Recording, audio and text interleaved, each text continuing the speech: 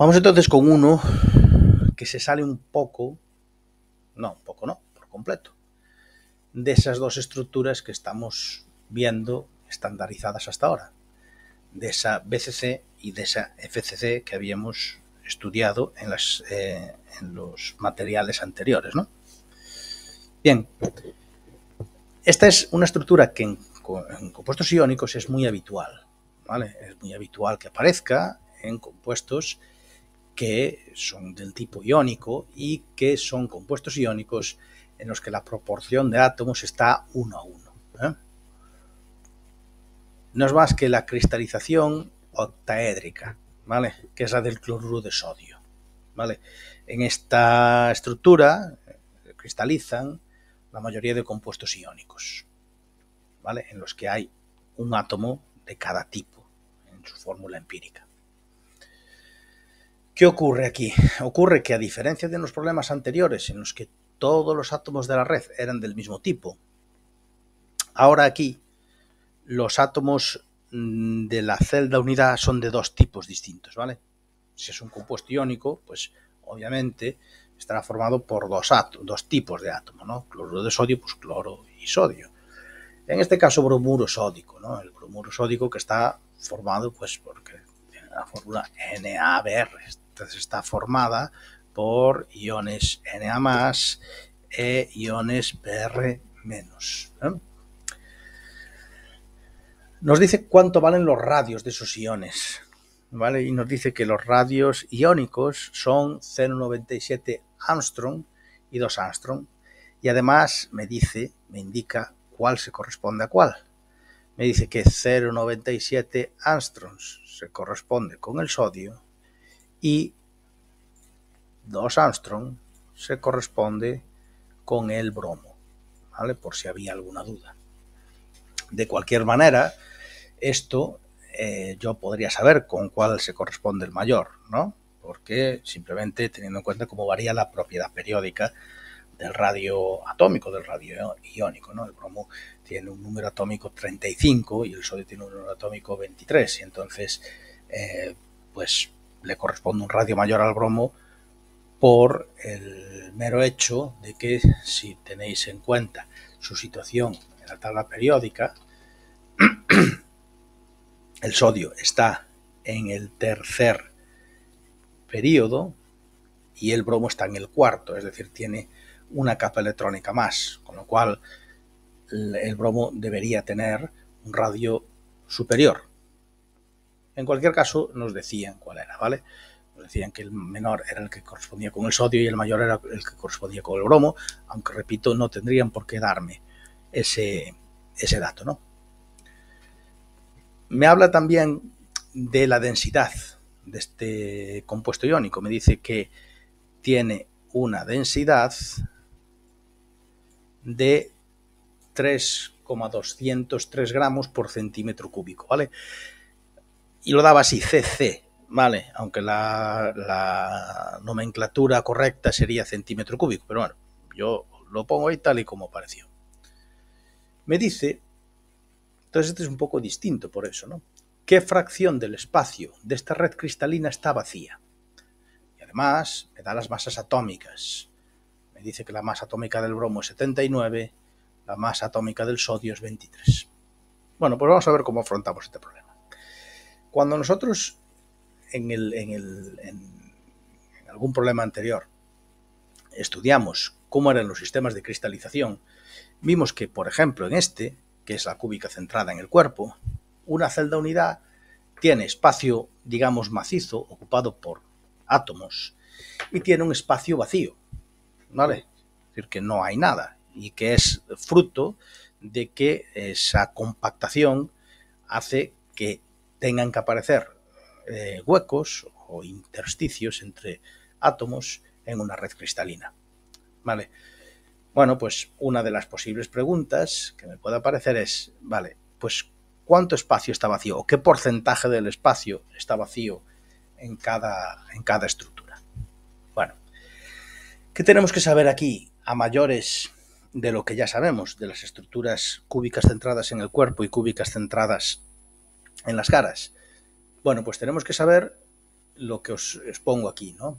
Que el cloruro de sodio, porque hablo del cloruro de sodio porque el problema hablaba explícitamente de que mi compuesto iónico cristalizaba en la misma estructura que el cloruro de sodio. Bueno, pues el cloruro de sodio cristaliza en una estructura cristalina cúbica, ¿vale? Como es de esperar en una unión iónica, y que los iones se acomodan en el centro de un octaedro regular, quedando rodeados de 6 iones de cargas opuestas. Vale. Gráficamente, para hacernos una idea, y voy a pasar a la siguiente, a esta de aquí.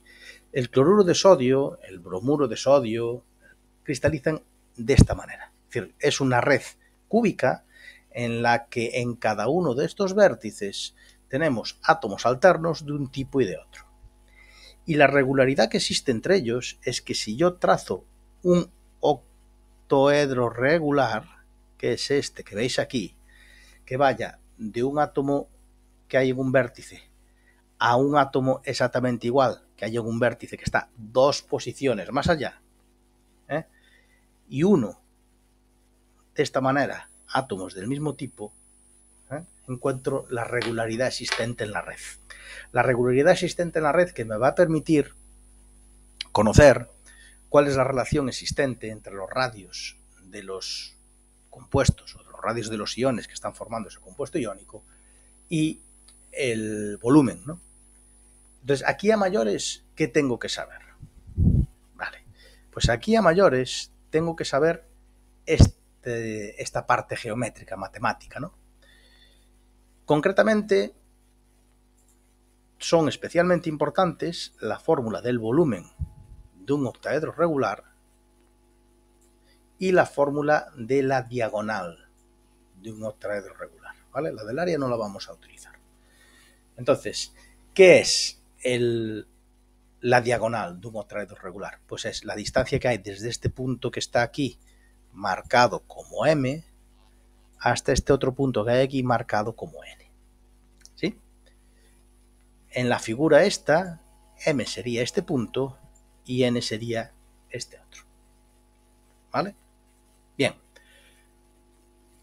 ¿Qué relación existe entre esa diagonal y los radios de los átomos? Bueno, pues nosotros sabemos que los átomos compactan al máximo, es decir, dejan el mínimo espacio vacío posible.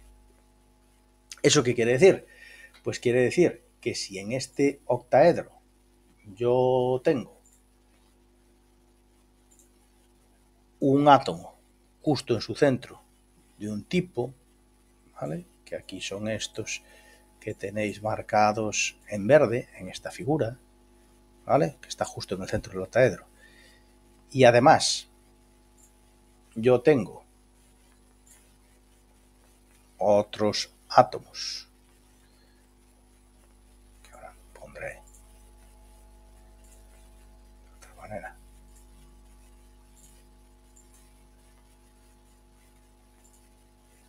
Vale, los otros átomos, esos que están marcados en color blanco,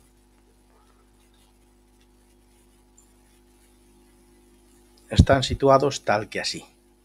¿Vale? Están situados de tal manera que su centro coincide con el punto M. Y este de aquí está colocado de tal manera que hace contacto justamente, son tangentes por así decirlo, estas circunferencias. ¿Sí? Es decir, que estas circunferencias tienen pues como una tangencia. Por lo tanto, ¿cuál es la relación que existe entre radios de átomos y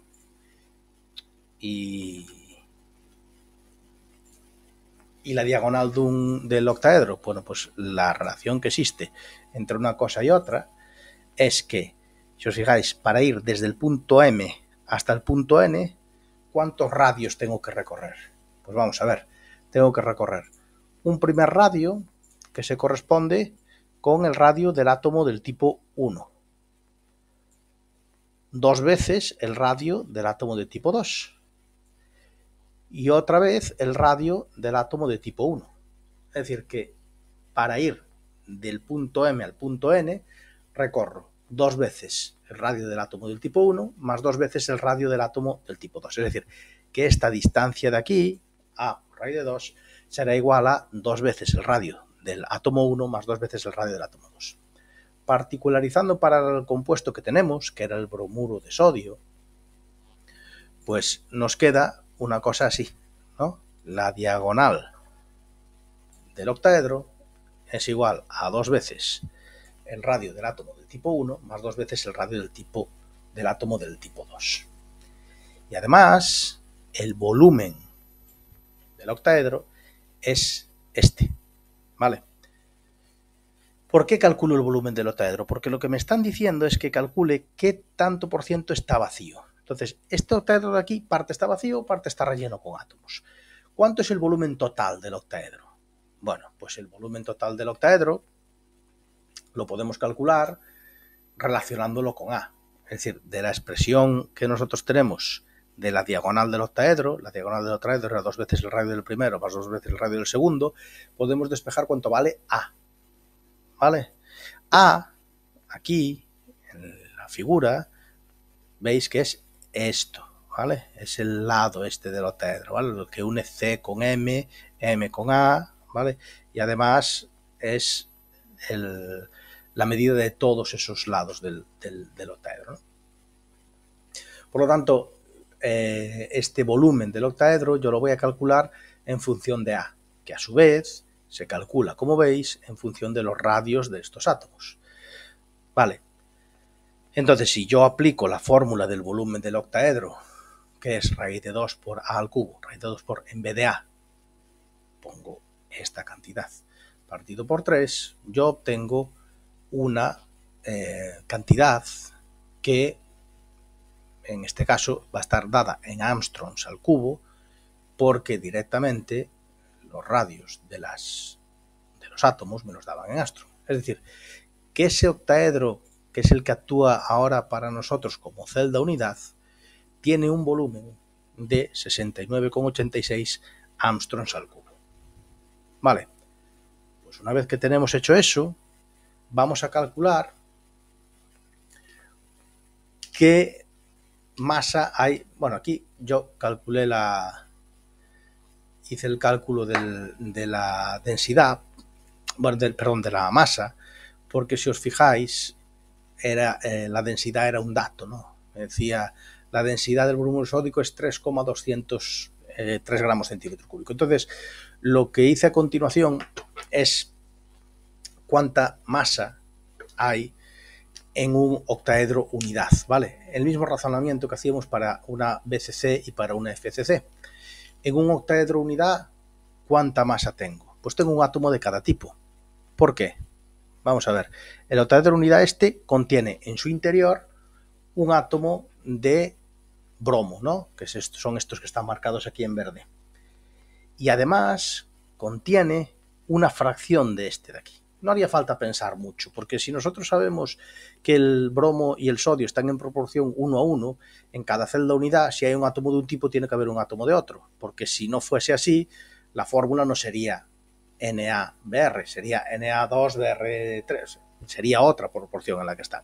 Entonces, si yo tengo que en la celda unidad hay un átomo de un tipo, y aquí se ve bastante claro que dentro de este octaedro hay uno y solo un átomo de bromo encerrado, a cada octaedro le toca la fracción correspondiente de estos átomos de sodio que están en los vértices, haciendo un total de 1.